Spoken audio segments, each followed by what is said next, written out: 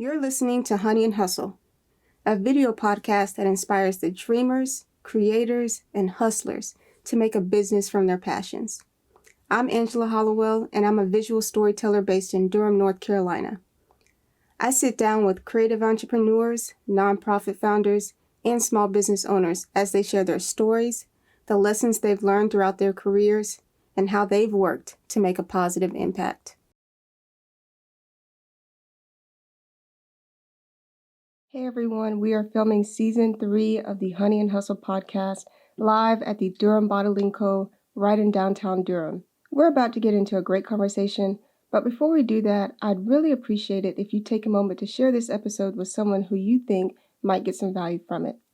Feel free to tag me on the podcast on social media, and I'll be sure to put those links on the video and in the description below. If you're listening to the show, please consider leaving us a review on Podchaser, Apple Podcast, or Spotify. It helps others find the show and lets me know how I'm doing at this video podcast thing. If you'd like to support the show, be sure to check out our affiliate links, shop our merch, and subscribe to the Honeypot newsletter and this YouTube channel, all at the links in the description. Without further ado, let's get into it. Thank you so much for coming out here today. I really appreciate you taking the time to hang out with me on a Friday afternoon at the Durham Bottling Co. Yeah, I'm really excited to be here, so thanks for having me. That's great. This is a long time in the making. I feel like we are shit-talking Twitter friends at this point. I was thinking about that. I was like, man, if you know my personality only from Twitter, I'm such a shit-talker on Twitter. But we also talk about productive things like Grammarly. I did get Grammarly. I'm not sure how much smarter I sound via email now, but hopefully like 2%. You know, it's every day you got to get 2% better. Just a little improvement works. Yeah, totally. Yeah. So Rebecca, I know a little bit about you from Twitter, yes, but also from like LinkedIn and from like your professional reputation here in the community as a designer and creative director. So can you tell people who don't know a little bit about you and Miel Design Studio? Yeah, so I run Miel Design Studio, which is a small design studio that focuses on working with nonprofits, B Corps, and other purpose-driven organizations. And we're essentially full service in that we'll work on everything from like exhibit design to email design, so in-person to digital. And we really focus on social impact work. Mm-hmm. Yeah, so that's very similar to what I do, except for like I do video, photo type stuff. Definitely do not consider myself a designer. Have I designed things? Yes. It's not the same, though. Well, I feel like I can say that too. I've made some videos and I don't do that anymore. Yeah, that's fair. Yeah. So when it comes to your business, you and other people have used this term triple bottom line. Yeah. People, planet, and profit. So can you tell me how that has manifested in your business? Yeah, so when I made a conscious decision to become a business owner, not just a freelancer, but like I'm going to hire employees. And when I made that decision, I wanted to be sure that whatever I was doing was not just, I didn't want to think about business just in terms of profit at the end of the day, but what are we doing? How does it impact the planet? How does it impact our community? And also, like, how does it impact our team internally? Mm-hmm. I don't know how much you know about like overall agency world, but in a lot of cases it's pretty toxic. You know, you work to a deadline for a client nonstop, and I wanted to not only do things differently in terms of community impact and the environment, but how I ran my business for my employees too. Mm-hmm. Yeah. So in terms of creating a healthy environment, what are some things that you've actively done? Like I know for this recent set of hires, you're offering them healthcare. Mm-hmm. You're doing some things that maybe freelancers who may be coming from being a freelancer who are now in an agency environment may not be used to. So what does that look like for you, and how has your like just kind of experience in the professional world informed that decision to make the offerings that you make to your workers? Yeah, so healthcare is really important to me for a lot of reasons.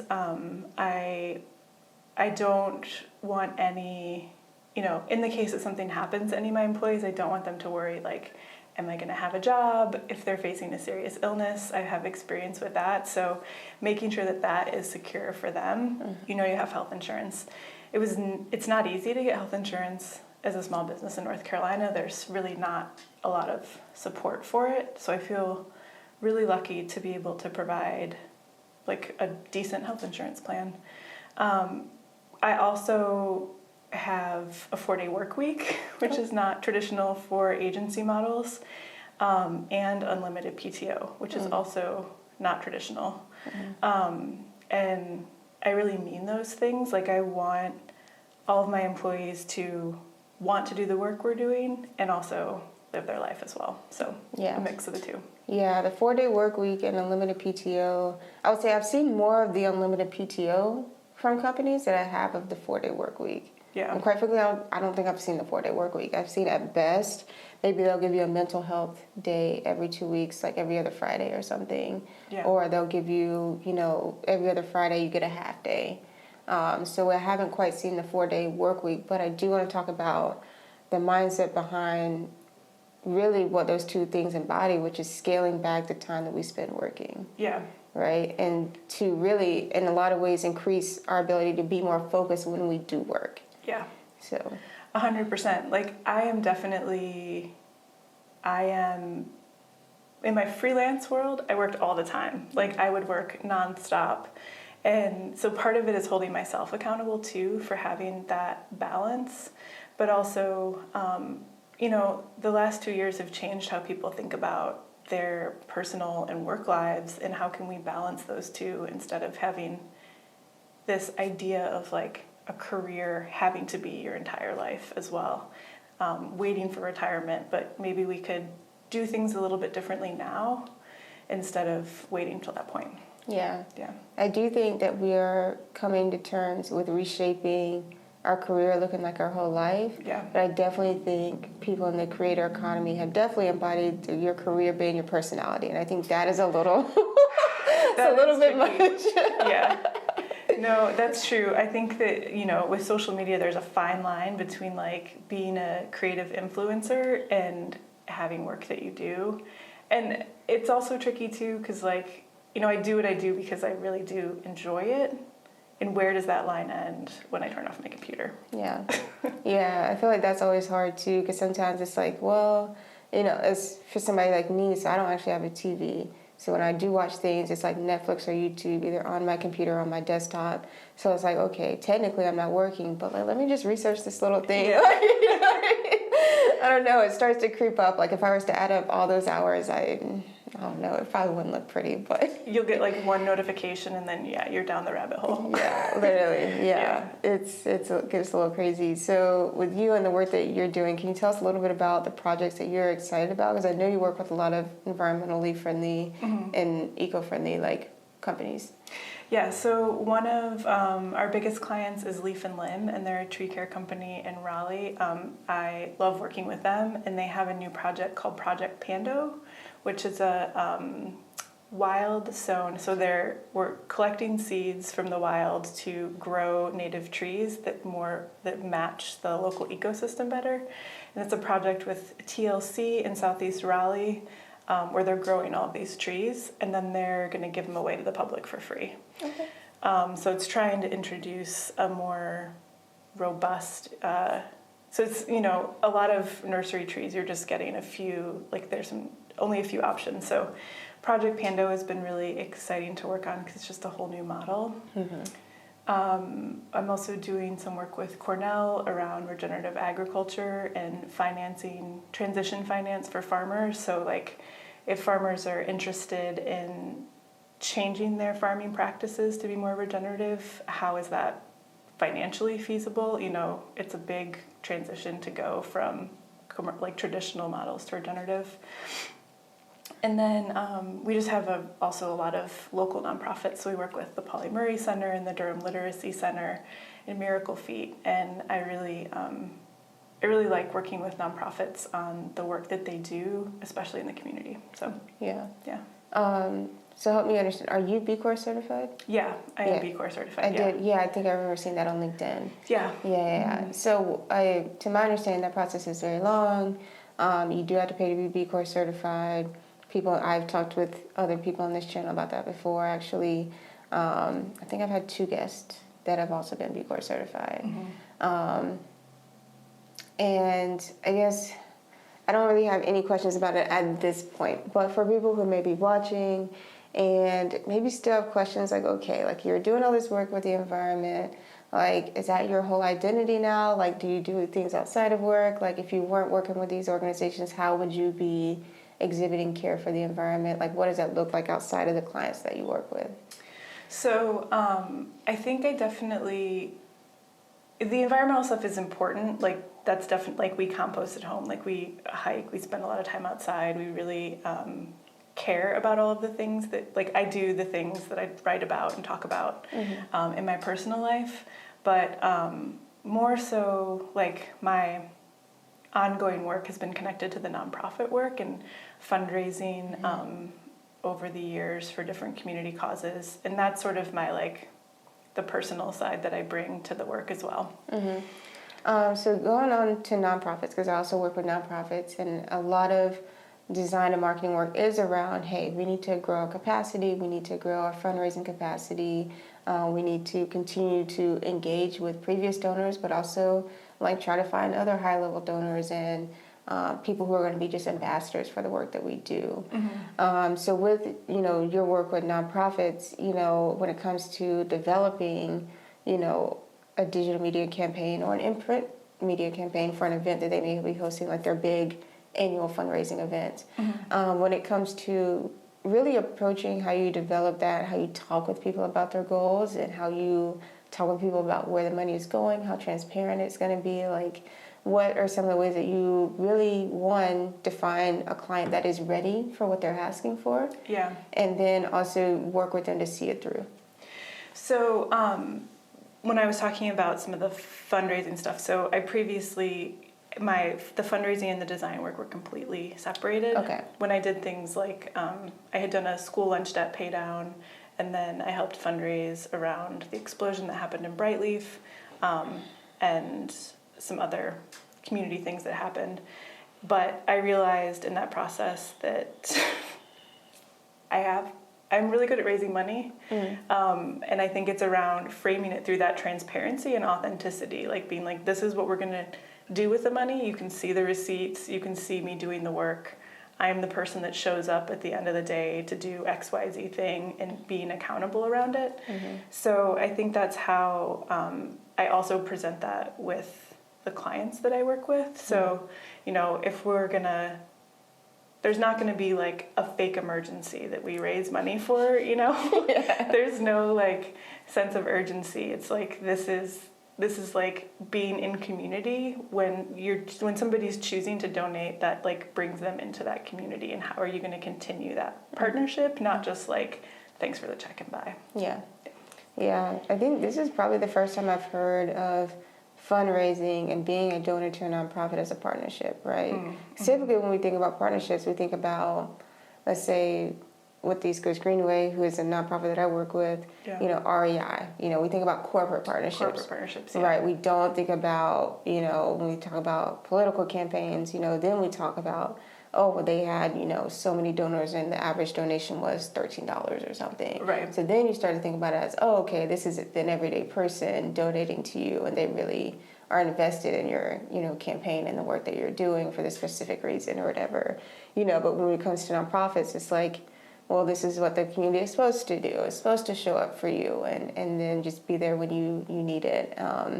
If they are, at all care about the cause that you're working on and that sort of thing, right? Yeah. But you don't think about them maybe when you're not fundraising, or maybe after they've given, like what does it mean to continue to nurture that partnership and include their voices to the table? Yeah. So what does that look like for you in terms of fundraising? I think it's probably my background as an activist, but I'm always like more interested in the stakeholder, so the donor or whoever, and how it benefits them versus the like end result at the company, because those are the your community and that partnership that you're building. Like yes, brand partnerships, strategic partnerships, those are all really important, but those are the people that are gonna at the end of the day say, this organization is doing really great work and this is how I'm involved and how you can be involved. Or if it's like a product business, like this is a company whose services or products are really great, like that more authentic person-to-person recommendation where you've like created a community, I think is much more effective in the long run, because those are the people who are really going to stand up and say, like, no, I believe in this cause, or I believe in this work, instead of, just writing a check at the end of the day. Because, I think part of fundraising is definitely the money piece, but it's also like the movement making piece as well.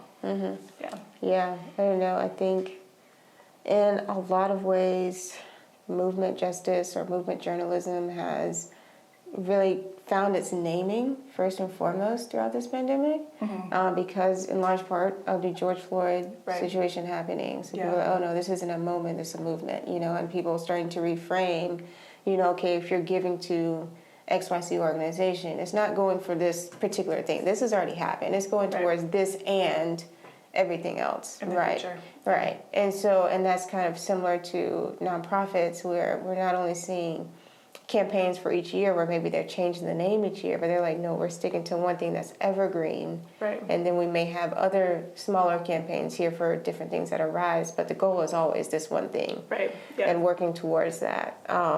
And so in terms of, I guess like you've been in the design space for a really long time, and in terms of seeing how that space in and of itself has grown and developed, and your own taste in design has grown and developed, and the people that you worked with and the companies that, the relationships that you have with the organizations that you work with has grown and developed and changed over time. Like, what are some trends that you have really enjoyed seeing coming out of that? Because I feel like we only hear the negative right now.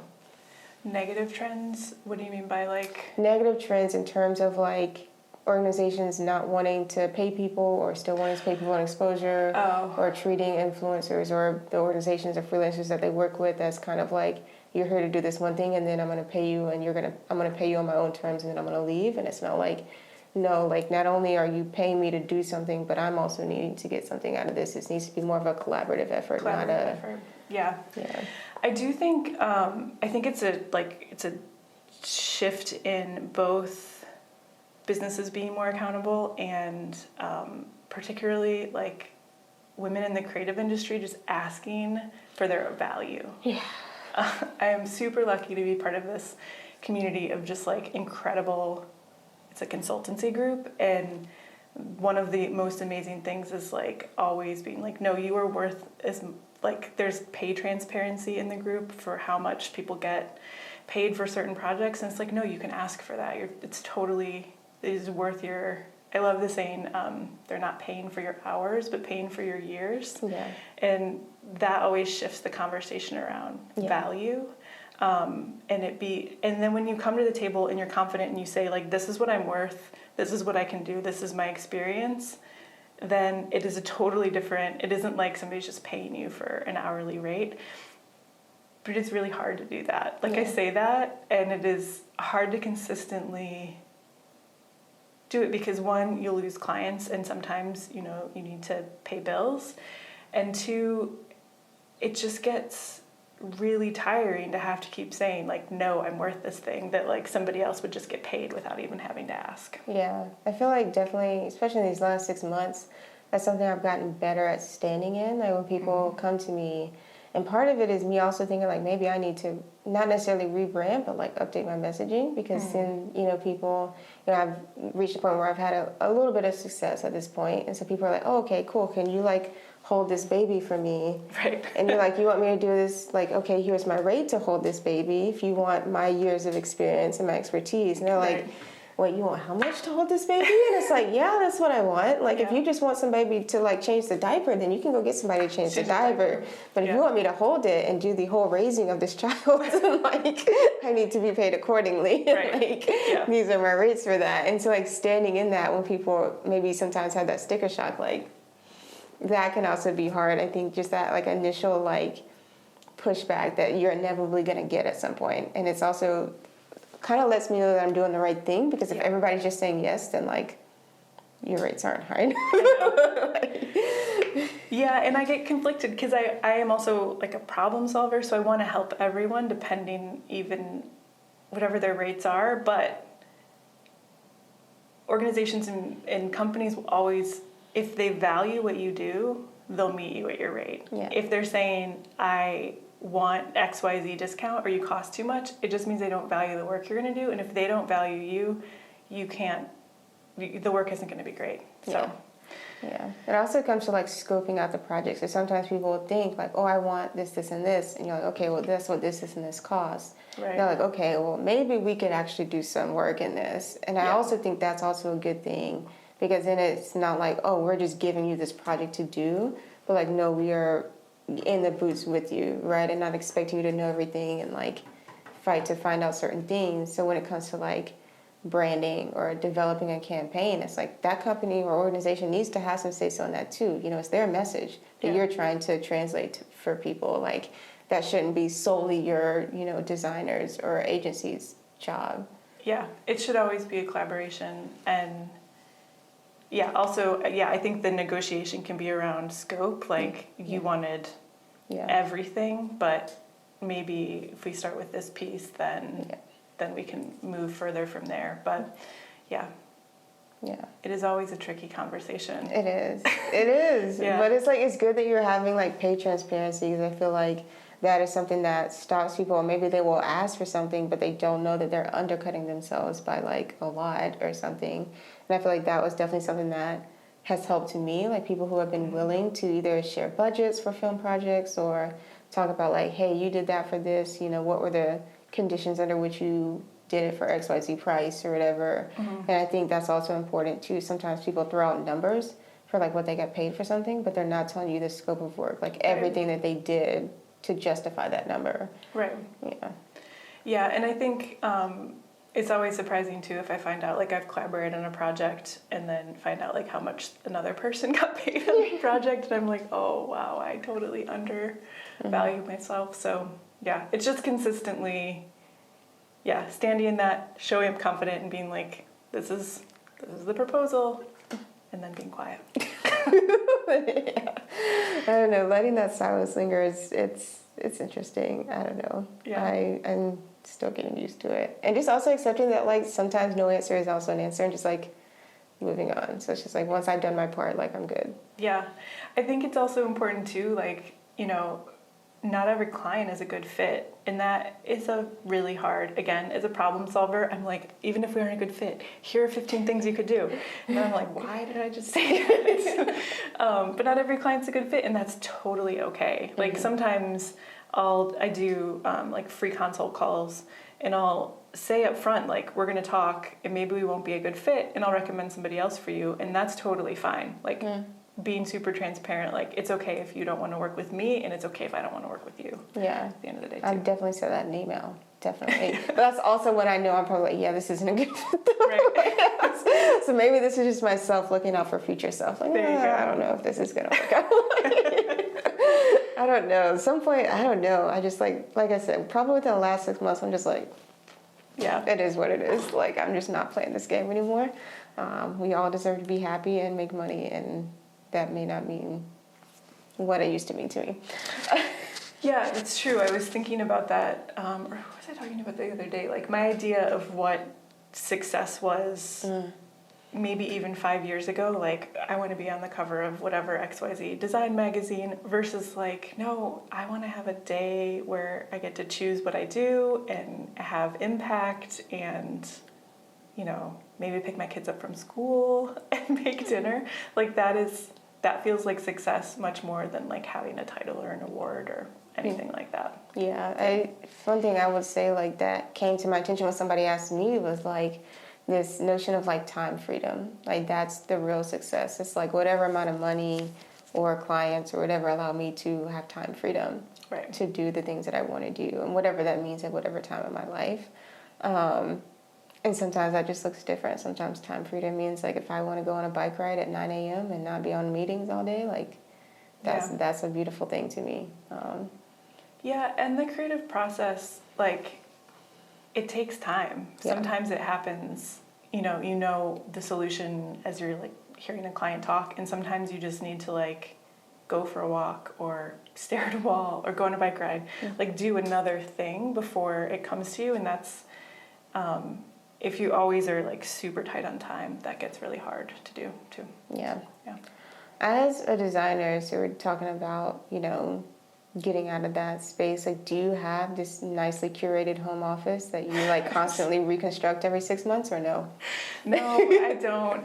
So early on in the pandemic, so I have 9-year-old twins. Okay. And we were homeschooling them, and my husband and I were sharing an office that was not big. It was about the size of this space. Okay. And we were on Zoom all the time, so we were having to negotiate like who has the office when, and then we switched up a music room and put an office up there, and then I was in the basement, and it's like this ever evolving thing of being like, it's like who's upstairs and who's downstairs, who gets light and who doesn't. But we actually just moved into like a small space, but I feel like, I don't know that, I'm very excited to be working out of the house again, but I don't know that I think I like switching up my space a lot. When I have to be in the same place on Zoom for 8 hours a day for an entire week, I'm just like, I have no idea what happened. Yeah. Yeah. It just gets too similar. Okay. Yeah. So basically she changes every 6 months. I guess I do change every 6 months. Just not the physical, like, it's usually just like my laptop in a different place. Yeah. So what is your creative design process? Like, do you have a way that you get inspired, or have certain things that inspire you? Oh, wow. That's a big question. A couple of things. One, which I obviously haven't done for a long time, I get inspired a lot traveling. And I think it's because I get in this mode where I'm like I'm not in my like to-do list mode, I'm in my experiencing mode when I'm traveling.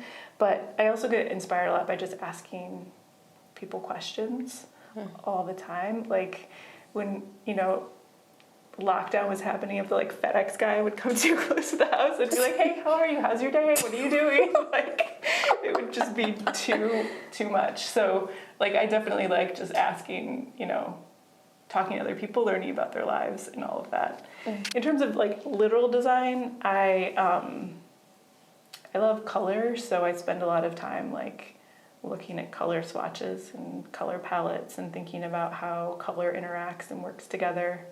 And just being inspired by other designers' work as well. I get inspired by designers' work mostly because it's something that I can't do. I feel like photos, I still get inspired by photos and some of my favorite photographers. Videos, I would honestly say very rarely do I get inspired by other videos. But designers, I don't know, it's just something about it. Like typography will never be my strong suit.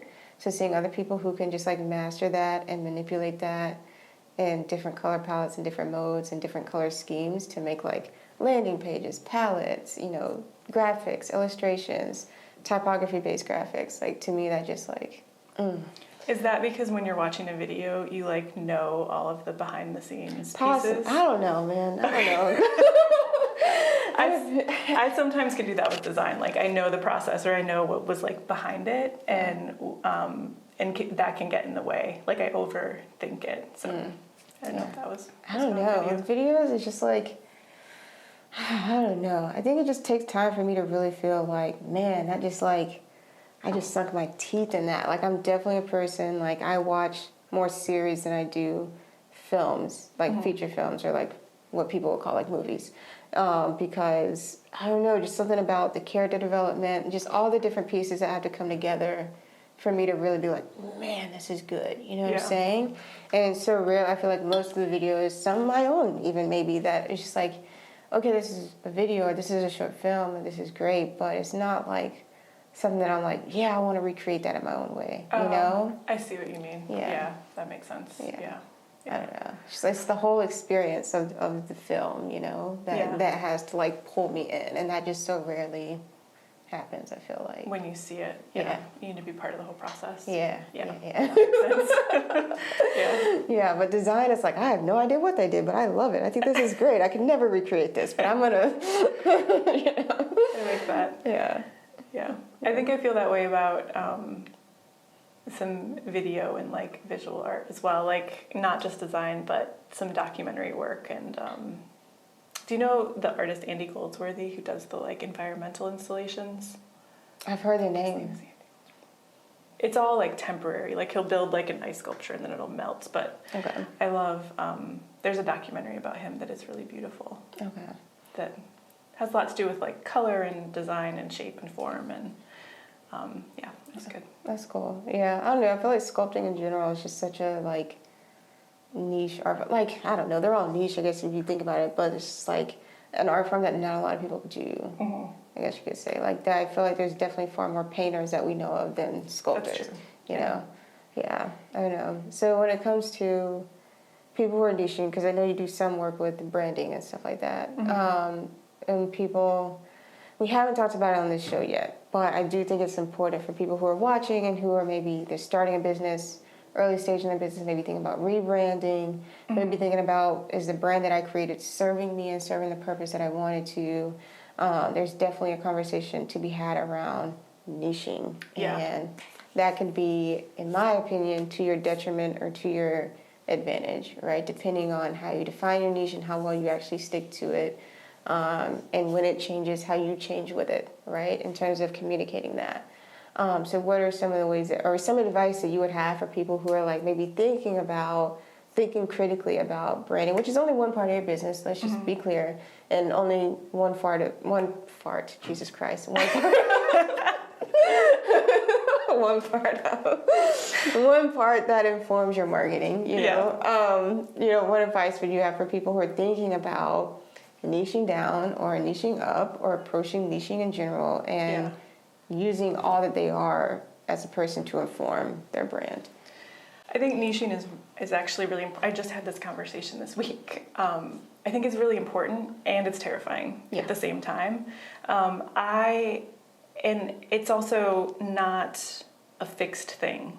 Like if I'm talking about what I do, I often talk about regenerative ag or insects or trees or soil, like something around this environmental focused ecology biology thing that we've been doing lately.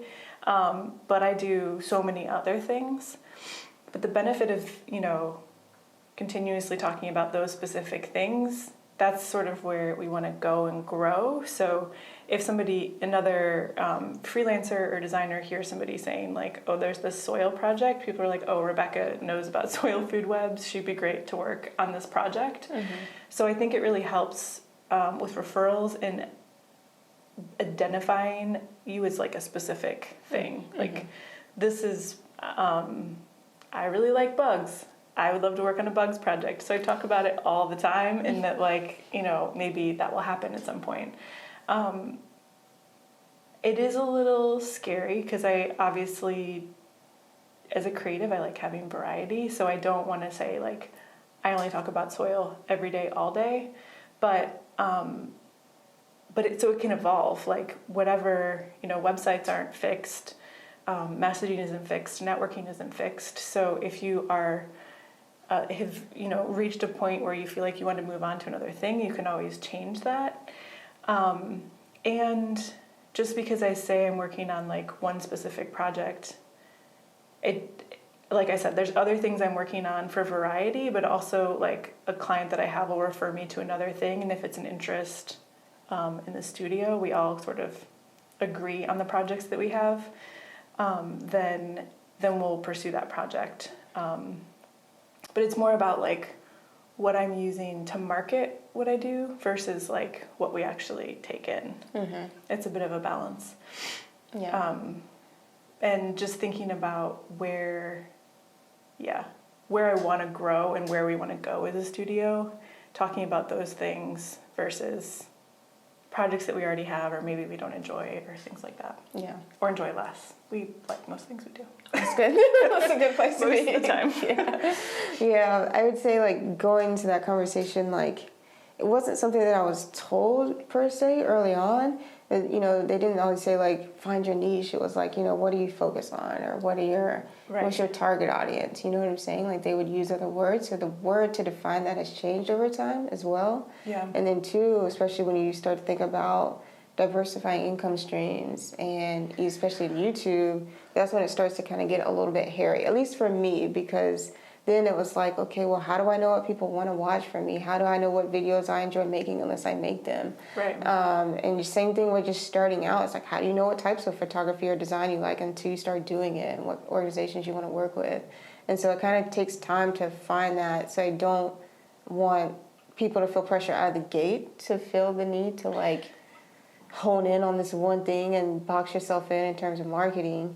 And being known for this one main thing, but also like on the back end, it also kind of helps because at least you are getting what you do want, right? Yeah. And everything outside of that may be different is extra and it's nice, and you have your pick of the litter in terms of what you can work on. Right. So that's nice. Yeah, I mean, I think it is, especially if you're just starting out and you don't know that, it is a little intimidating, but I think that's too the thing about it being evolving and changing. If you're like, I did XYZ kind of website, I don't want to do that anymore. Just like take that off your website for your promotion. Or like, I love doing email marketing. I don't talk about it that much I do a lot of it. Okay. I know way too much about email, data and systems, but I don't talk about it because we have a lot of that work. So. And I know that we can grow that work too. So yeah. I feel like email made a good comeback. Email and QR codes. Yeah, like QR codes were ironically, like, I don't know, in 2004, 5. No, maybe later than that. I was at Parsons for a little bit, and QR codes was like the whole thing, but nobody knew how to use it because it wasn't in you had to like download an app for a QR code,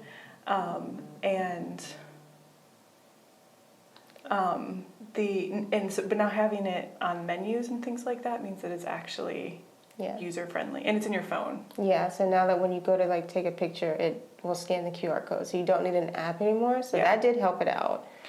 But again, not a lot of people probably even knew that before the pandemic, so I don't know. Yeah, I feel like having it be things like menus in restaurants that were like highly functional, people use them. I don't think many people are like, oh, let's go up to that poster over there and scan that QR code. But it helps with some like messaging work in the field that I've done. So yeah, it is nice that it exists, because also nobody wants to like stand on your phone and type in like a 50 character URL. That's fair. Yeah.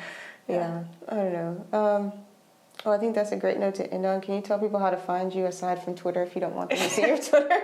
I've been cleaning up my Twitter. I'm being a little bit more, trying to focus more on like design, although I do get snarky still, especially anything to do with Durham, that gets really. But so you can find me on my website is mieldesignstudio.com, which is M as in Mary, IEL. Sometimes it sounds like I say meow. Oh, God. And then on Instagram at Miel Design Studio, and under Rebecca Miel on LinkedIn. Okay. Yeah, awesome. Thank you so much. Thank you for having me. This was great.